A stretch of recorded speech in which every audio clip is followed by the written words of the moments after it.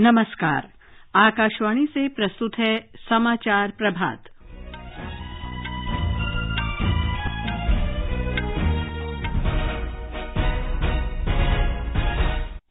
केंद्रीय मंत्रिमंडल ने उच्च दक्षता वाले सौर पीवी मॉड्यूल पर उत्पादन से जुड़ी प्रोत्साहन योजना के दूसरे चरण को स्वीकृति दी। राष्ट्रीय लॉजिस्टिक नीति को भी स्वीकृति मिली। सरकार ने सेमीकंडक्टर्स और डिस्प्ले विनिर्माण पारिस्थितिकी के विकास कार्यक्रम में भी संशोधन को स्वीकृति दी। सेमीकंडक्टर फैब स्थापित करने के लिए 50% प्रोत्साहन राशि दी जाएगी।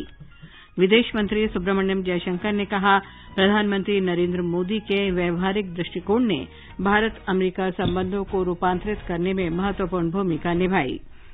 गृह मंत्री अमित शाह ने कहा, सरकार वामपंथी उग्रवाद और आतंकवाद को कतई बर्दाश्त न करने की नीति जारी रखेगी।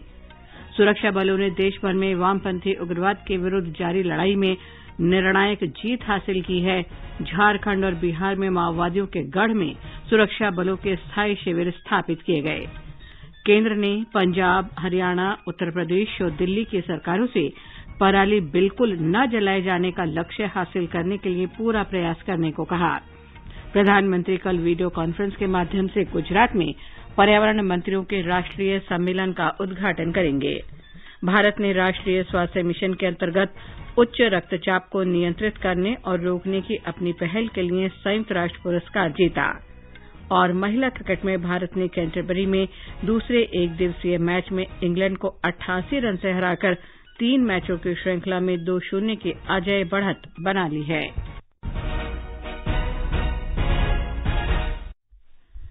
समाचार प्रभात में रवि कपूर के साथ मैं लवली निगम। केंद्रीय मंत्रिमंडल ने कल उच्च दक्षता वाले सौर पीवी मॉड्यूल पर उत्पादन से जुड़ी प्रोत्साहन योजना को स्वीकृति दे दी। इस मॉड्यूल में गीगावाट पैमाने की विनिर्माण क्षमता प्राप्त करने के लिए स्वीकृति दी गई है।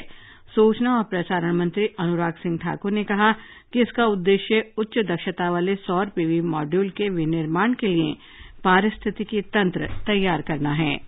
पूर्व अनुमोदित स्कीम में अगर आप देखेंगे तो एक ही ऑक्शन विंडो रखी गई थी और उसमें कंपनियों के चयन में ऐसे मैन्युफैक्चरर्स को प्राथमिकता दी गई थी जो fully integrated solar PV plant स्थापित करेंगे, यानी कि उसमें पॉलीसिलिकॉन से लेकर वेफर एवं सोलर पीवी सेल्स और मॉड्यूल का निर्माण करेंगे। लेकिन ट्रांच 2 स्कीम में इंटीग्रेशन की मात्रा के आधार पर ऑक्शन की 3 अलग अलग विंडोज रखी गई हैं। पहली फुल्ली इंटीग्रेटेड प्रोजेक्ट यानी कि पॉलीसिलिकॉन से लेकर वेफर, सेल एंड मॉड्यूल्स बनाए जाएंगे और दूसरी वेफर से लेकर सेल्स एंड मॉड्यूल्स बनाने की मैन्युफैक्चरिंग फैसिलिटी जो होगी और तीसरी विंडो में सेल और मॉड्यूल्स बनाने का प्रावधान रखा गया है।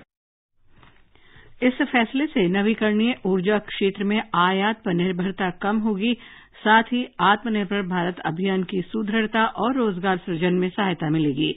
श्री ठाकुर ने कहा कि पूर्ण और आंशिक रूप से एकीकृत सोलर पीवी मॉड्यूल की प्रतिवर्ष लगभग 65 गीगावाट विनिर्माण क्षमता स्थापित की जाएगी। मंत्रिमंडल ने सेमीकंडक्टर और डिस्प्ले विनिर्माण व्यवस्था के विकास कार्यक्रम में संशोधन को भी स्वीकृति दी। श्री ठाकुर ने कहा कि टेक्नोलॉजी नोड में semiconductor fab, compound semiconductor, packaging और अन्य सेमीकंडक्टर सुविधाओं के लिए 50% प्रोत्साहन राशि दी जाएगी। मंत्रिमंडल ने राष्ट्रीय लॉजिस्टिक नीति को भी स्वीकृति दी। इस नीति का देश के लॉजिस्टिक प्रदर्शन सूचकांक रैंकिंग में सुधार करने और वर्ष 2030 तक भारत को शीर्ष 25 देशों में शामिल करने का लक्ष्य है। विदेश मंत्री सुब्रमण्यम जयशंकर ने कहा है कि प्रधानमंत्री नरेंद्र मोदी के व्यावहारिक दृष्टिकोण ने पिछले 8 वर्ष में भारत और अमेरिका के संबंधों को रूपांतरित करने में महत्वपूर्ण भूमिका निभाई है। डॉक्टर जयशंकर कल न्यूयॉर्क में कोलंबिया यूनिवर्सिटी के school of international and public affairs में एक कार्यक्रम को संबोधित कर रहे थे। उन्होंने कहा कि प्रधानमंत्री नरेंद्र मोदी पर किसी तरह का वैचारिक भार नहीं रहा है और इसी वजह से बीते 8 साल के दौरान भारत तथा अमेरिका के संबंध और अधिक प्रगाढ़ हुए हैं। उन्होंने कहा कि वर्तमान में दोनों देशों के बीच संबंध एक अलग स्तर पर पहुंच चुके हैं। विदेश मंत्री सुब्रमण्यम जयशंकर इन दिनों संयुक्त राष्ट्र महासभा के 77वें सत्र में भाग लेने के लिए अमेरिका में हैं। केंद्रीय रिजर्व पुलिस बल सीआरपीएफ के महानिदेशक कुलदीप सिंह ने कहा कि झारखंड में 3 दशक तक माओवादियों का गढ़ रहा बूढ़ा पहाड़ अब पूरी तरह से सुरक्षा बलों के नियंत्रण में आ चुका है। श्री सिंह ने कल नई दिल्ली में पत्रकारों को वामपंथी उग्रवाद पर सुरक्षा बलों की सफल कार्रवाई के बारे में जानकारी दी। उन्होंने बताया कि बूढ़ा पहाड़ क्षेत्र में अब सुरक्षा बलों के स्थायी शिविर बना दिए गए हैं। महानिदेशक ने कहा कि इस वर्ष अप्रैल के बाद बूढ़ा पहाड़ क्षेत्र में operation octopus, operation double bull और ऑपरेशन थंडरस्टॉर्म नाम के 3 अभियान चलाए गए। उन्होंने बताया कि देशभर में वामपंथी उग्रवाद के खिलाफ जारी लड़ाई में सुरक्षा बलों ने निर्णायक जीत हासिल की है। माओवादियों का बिहार के दुर्गम इलाकों चक्रबंद और भीमाबंद से सफलतापूर्वक सफाया कर दिया गया है और सुरक्षा बलों के स्थायी शिविर बना दिए गए हैं। ये सभी इलाके माओवादियों के गढ़ थे और इन इलाकों से सुरक्षा बलों को बड़ी मात्रा में हथियार, बारूद, विदेशी हथगोले, एरो बम और विस्फोटक पदार्थ मिले हैं। श्री सिंह ने कहा कि बिहार और झारखंड में ऐसा कोई स्थान नहीं है जहां सुरक्षा बल पहुंच न सकें। उन्होंने कहा कि बिहार को अब नक्सल मुक्त कहा जा सकता है। अप्रैल 2022 के बाद से हम लोगों ने झारखंड में बहुत सारे ऐसे अभियान चलाए जिस अभियानों के तहत नक्सलवाद की कमर वहां से टूटी और उसके फलस्वरूप हम लोग बुरा पहाड़ पे पूरा कब्जा कर पाए। बुरा पहाड़ पे पहला कदम हम लोगों ने इस महीने की 5 तारीख को रखा, लेकिन अब परसों वहां पे हेलीकॉप्टर भी उतार के फोर्सेस को वहां पहुंचाया गया है। बड़ी मात्रा में पूरी तरह से बुरा पहाड़ को साफ कर लिया गया है और जितने भी फोर्सेज वहां पहुंची हैं उनका परमानेंट कैंप स्टैब्लिश कर दिया गया है। केंद्रीय गृह मंत्री के मार्गदर्शन में सुरक्षा बलों द्वारा चलाए गए अभियान से हिंसा की घटनाओं और उसके भौगोलिक प्रसार दोनों में लगातार गिरावट आई है। श्री कुलदीप सिंह ने कहा कि वाम उग्रवाद की घटनाओं में 77% की भारी कमी आई है। 2009 में सबसे अधिक 2258 माओवादी हिंसा हुई थी, जो कि घटकर 2021 में 509 हो गई। उन्होंने कहा कि माओवाद से प्रभावित क्षेत्रों में भी कमी आई है। 2010 में 96 जिले माओवाद से प्रभावित थे, लेकिन अब उसके बाद 2022 तक माओवाद का असर केवल 39 जिलों तक ही सीमित रह गया है। सीआरपीएफ बिहार, छत्तीसगढ़, झारखंड और मध्य प्रदेश सहित देश के विभिन्न राज्यों में कई अभियान चला रही है। वामपंथी उग्रवादियों के खिलाफ विभिन्न अभियानों से अनेक माओवादी पकड़े गए और बड़ी संख्या में समर्पण किया। गृह मंत्री अमित शाह ने केंद्रीय रिजर्व पुलिस बल और राज्य सुरक्षा बलों को इस सफलता के लिए बधाई दी। उन्होंने कहा कि ऐतिहासिक उपलब्धि देश की आंतरिक सुरक्षा के लिए महत्वपूर्ण है। एक ट्वीट में गृह मंत्री ने कहा कि प्रधानमंत्री नरेंद्र मोदी के नेतृत्व में सुरक्षा बलों को देश में वामपंथी उग्रवाद के खिलाफ जारी निर्णायक युद्ध में अभूतपूर्व सफलता मिली है। श्री शाह ने कहा कि सरकार वामपंथी उग्रवाद और आतंकवाद को कतई बर्दाश्त न करने की नीति जारी रखेगी तथा इस लड़ाई को और तेज किया जाएगा। केंद्र ने पंजाब, हरियाणा, उत्तर प्रदेश और दिल्ली की सरकारों से अगले महीनों में पराली बिल्कुल न जलाए जाने का लक्ष्य प्राप्त करने के लिए पूरा प्रयास करने को कहा है। कृषि और किसान कल्याण मंत्री नरेंद्र सिंह तोमर ने कल धान की पराली जलाने के प्रबंधन के लिए राज्य की तैयारियों की समीक्षा की। श्री तोमर ने कहा कि इस कार्य के लिए इस वित्त वर्ष में राज्यों को 6 अरब रुपए पहले ही दिए जा चुके हैं। उन्होंने कहा कि राज्यों को पराली जलाए जाने पर प्रभावी नियंत्रण के लिए सूक्ष्म स्तर पर व्यापक कार्ययोजना तैयार करनी चाहिए। उन्होंने राज्यों के अधिकारियों को किसानों में ये जागरूकता पैदा करने का निर्देश दिया कि पराली जलाने से मृदा उर्वरक क्षमता का क्षरण होता है। ये समाचार आकाशवाणी से प्रसारित किए जा रहे हैं।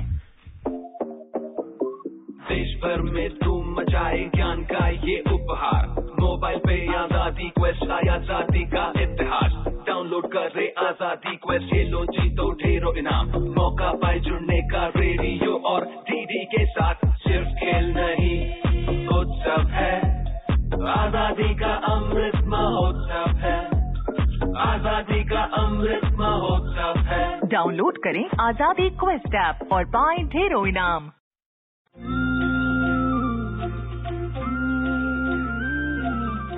Northeast Diary program broadcast every Thursday and Sunday at 5:30 p.m. brings very interesting and enchanting stories from the 8 Indian states of Northeast India.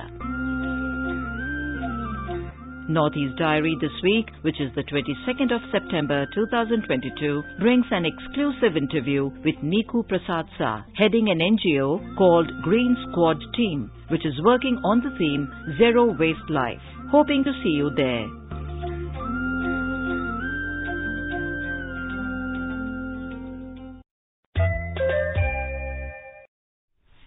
और अब एक महत्वपूर्ण सूचना।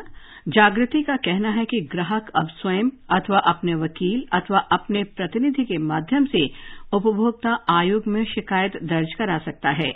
उपभोक्ता मामले विभाग, भारत सरकार द्वारा जनहित में जारी। जागो ग्राहक जागो। समाचार प्रभात में आपका फिर स्वागत है। आगे बढ़ने से पहले एक नजर मुख्य समाचारों पर। केंद्रीय मंत्रिमंडल ने उच्च दक्षता वाले सौर पीवी मॉड्यूल पर उत्पादन से जुड़ी प्रोत्साहन योजना के दूसरे चरण को स्वीकृति दे दी है। राष्ट्रीय लॉजिस्टिक नीति को भी स्वीकृति मिली। सरकार ने सेमीकंडक्टर्स और डिस्प्ले विनिर्माण पारिस्थितिकी के विकास कार्यक्रम में भी संशोधन को स्वीकृति दी। सेमीकंडक्टर स्थापित करने के लिए 50% प्रोत्साहन राशि दी जाएगी। विदेश मंत्री सुब्रमण्यम जयशंकर ने कहा, प्रधानमंत्री नरेंद्र मोदी के व्यावहारिक दृष्टिकोण ने भारत अमेरिका संबंधों को रूपांतरित करने में महत्वपूर्ण भूमिका निभाई। गृहमंत्री अमित शाह ने कहा कि सरकार वामपंथी उग्रवाद और आतंकवाद को कतई बर्दाश्त न करने की नीति जारी रखेगी। सुरक्षा बलों ने देश भर में वामपंथी उग्रवाद के विरुद्ध जारी लड़ाई में निर्णायक जीत हासिल की है।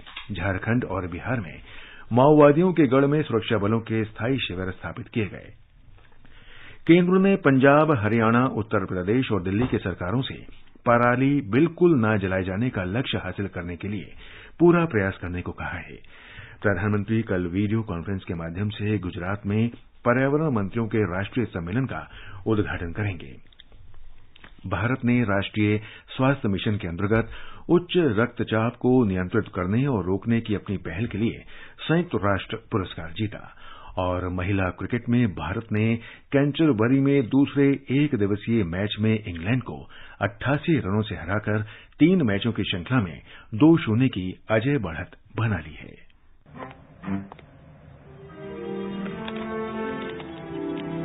इतनी जल्दी पैसे डबल? ओह, जमा करोगे तो फिर भुगतोगे। चलो, ऐसी लुभाने वाली स्कीम में पैसे जमा करना यानी धोखे की संभावना। इसलिए पहले पूरी जांच, उसके बाद पैसे जमा, नहीं तो आपके पैसे हो जाएंगे पुर्र।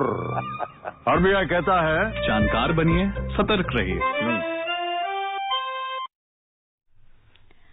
प्रधानमंत्री शुक्रवार को गुजरात में राज्यों के पर्यावरण मंत्रियों के राष्ट्रीय सम्मेलन का वर्चुअल माध्यम से शुभारंभ करेंगे। विभिन्न विषयों पर श्रेष्ठ नीतियां तैयार करने में केंद्र और राज्य सरकारों के बीच तालमेल बढ़ाने के लिए सहकारी संघवाद की भावना को आगे बढ़ाने के उद्देश्य से 2 दिन का ये सम्मेलन आयोजित किया जा रहा है। इसमें जलवायु परिवर्तन, समेकित हरित अनुमोदन के लिए एक ही जगह सभी सुविधाएं उपलब्ध कराने, परिवेश, वन प्रबंधन, प्रदूषण नियंत्रण, वन्य जीव प्रबंधन और प्लास्टिक तथा कचरा प्रबंधन जैसे विषयों पर 6 सत्र होंगे। उपराष्ट्रपति जगदीप धनखड़ आज गुवाहाटी में श्रीमंत शंकरदेव कला क्षेत्र में तीसरे लोक मंथन कार्यक्रम का उद्घाटन करेंगे।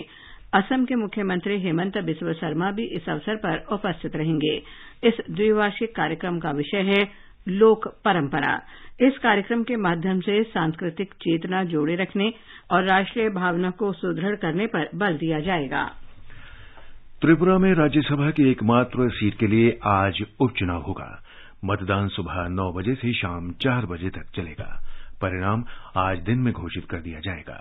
भाजपा प्रत्याशी और पूर्व मुख्यमंत्री विप्लव कुमार देव और मार्क्सवादी कम्युनिस्ट पार्टी नेता भानुलाल साह चुनाव मैदान में हैं। ये सीट डॉक्टर माणिक साहा के इस्तीफे से खाली हुई थी। डॉक्टर साहा को विप्लव देव की जगह त्रिपुरा का मुख्यमंत्री बनाया गया था। उच्च रक्तचाप के खिलाफ देश के सराहनीय प्रयासों के लिए भारत को संयुक्त राष्ट्र पुरस्कार से सम्मानित किया गया है। एक रिपोर्ट। देश की प्राथमिक स्वास्थ्य प्रणाली के असाधारण कार्यों को अंतर्राष्ट्रीय पहचान देते हुए ये पुरस्कार एक महत्वपूर्ण उपलब्धि है। उच्च रक्तचाप को नियंत्रित करने और इससे बचने के लिए राष्ट्रीय स्वास्थ्य मिशन के अंतर्गत एक विशेष कार्यक्रम चलाया जाता है। भारत की उच्च रक्तचाप नियंत्रण पहल IHCI को अब वैश्विक स्तर पर सराहा गया है। IHCI को कल संयुक्त राष्ट्र महासभा की ओर से न्यूयॉर्क में आयोजित 2022 UN inter agency task force और विश्व स्वास्थ्य संगठन के विशेष कार्यक्रम में प्राथमिक स्वास्थ्य देखभाल पुरस्कार मिला है। समाचार कक्ष से अलका सिंह। भारत का सबसे बड़ा लोक सेवा प्रसारक आकाशवाणी देश की स्वतंत्रता के बाद पिछले 75 वर्षों से लोगों तक सूचना और समाचार पहुंचा रहा है। आकाशवाणी समाचार आजाद भारत की बात आकाशवाणी के साथ श्रृंखला में स्वतंत्रता के 75 वर्ष पूरे होने का उत्सव मना रहा है। आज की कड़ी में हम आपके लिए उन नीतियों की जानकारी लेकर आए हैं जिनसे देश में खाद्य सुरक्षा सुनिश्चित हुई।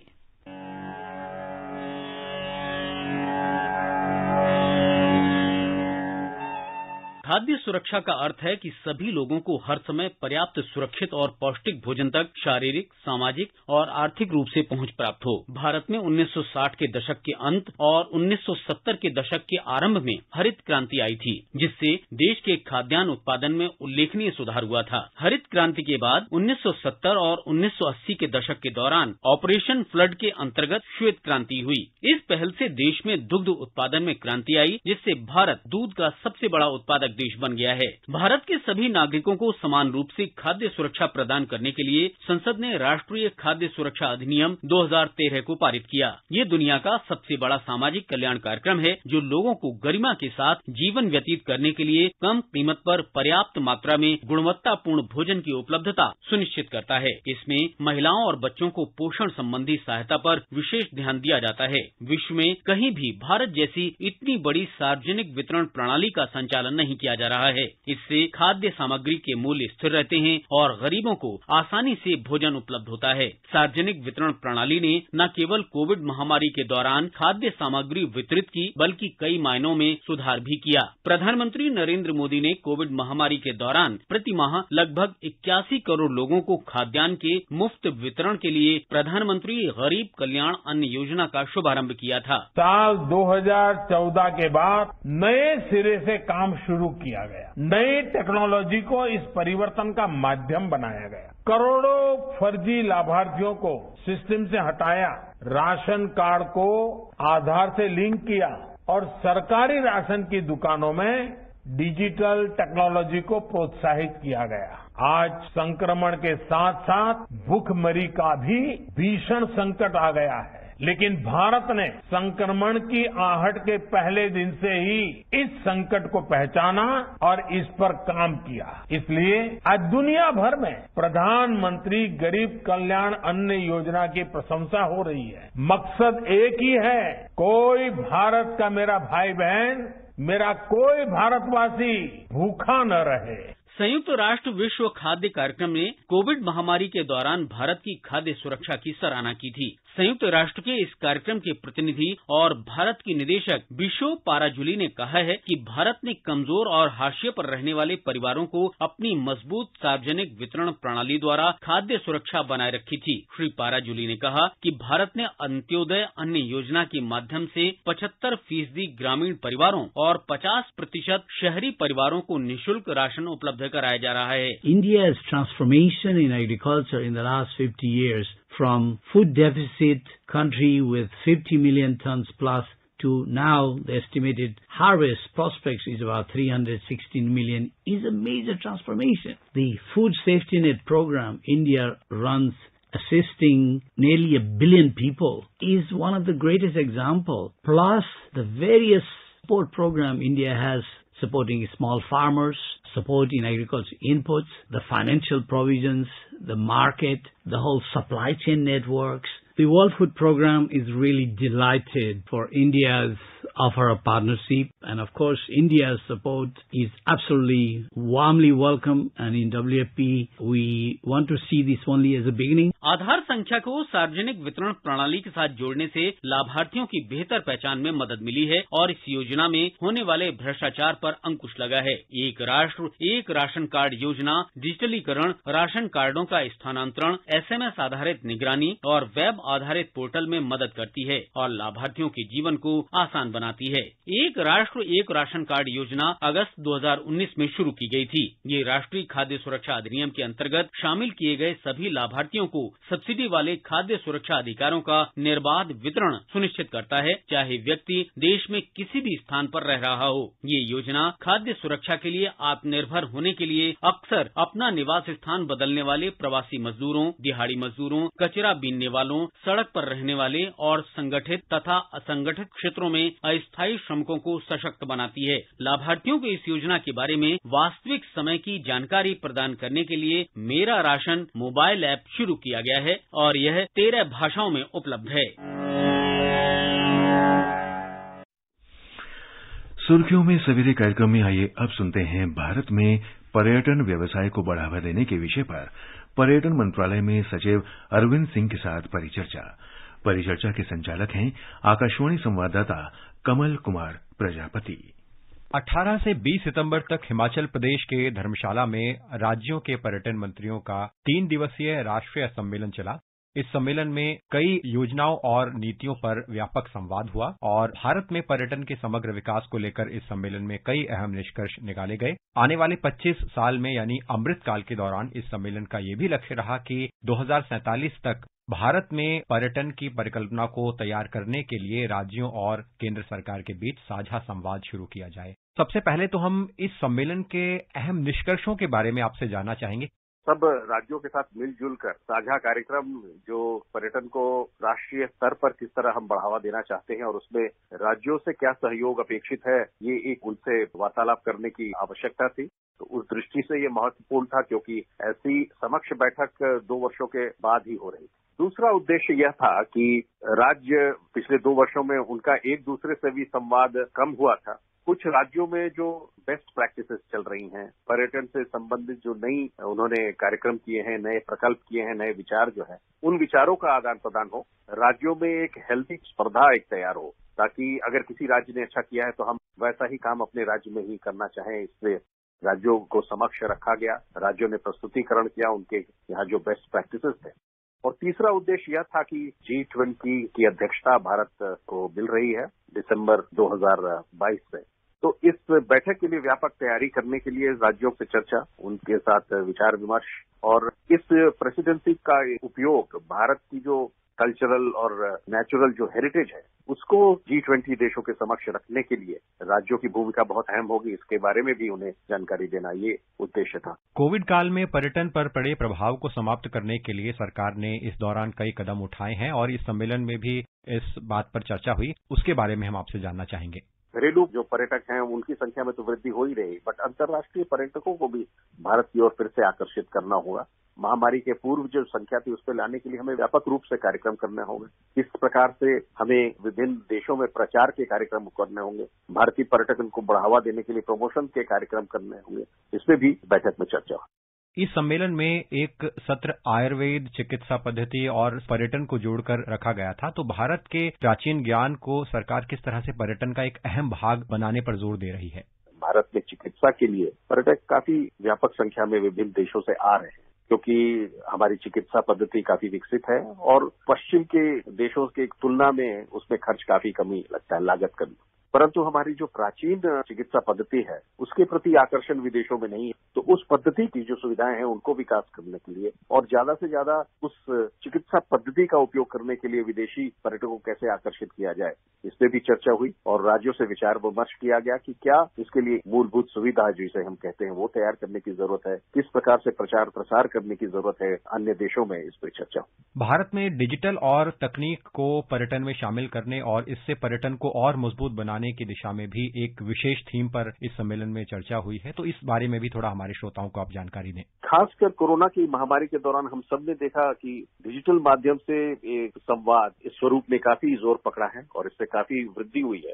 खासकर सोशल मीडिया का उपयोग पर्यटन के प्रसार में काफी उपयोगी सिद्ध हो सकता है, ये भी हमने देखा है। तो सभी राज्यों का सोशल मीडिया का उपयोग कैसे उनको बढ़ावा दिया जाए, कैसे उनके वेबसाइट्स अच्छे प्रकार से विकसित हो और साथ ही साथ विदेशों में जो हमारे दूतावास में अधिकारी हैं वो भी इस सम्मेलन में सम्मिलित हुए थे। तो उनसे भी चर्चा की गई कि डिजिटल माध्यम का उपयोग करके कैसे हम भारत के बारे में जानकारी विदेशों तक पहुंचा सके, उसके लिए अधिक उपाय करने की जरूरत है, इस पर हमने चर्चा की।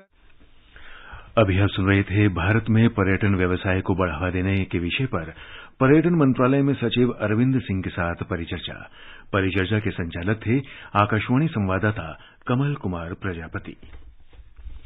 उत्तर प्रदेश विधानसभा में अपनी तरह की पहली विशेष पहल के अंतर्गत आज का दिन महिला विधायकों के बोलने के लिए आरक्षित रखा गया है, जिसमें महिला संबंधित मुद्दों को सदन में रखा जाएगा। इस ऐतिहासिक अवसर से पहले मुख्यमंत्री योगी आदित्यनाथ ने सभी महिला विधायकों को पत्र लिखा है और उन्हें राज्य सरकार द्वारा मिशन शक्ति योजना के अंतर्गत किए गए उपायों के बारे में जानकारी दी गई है।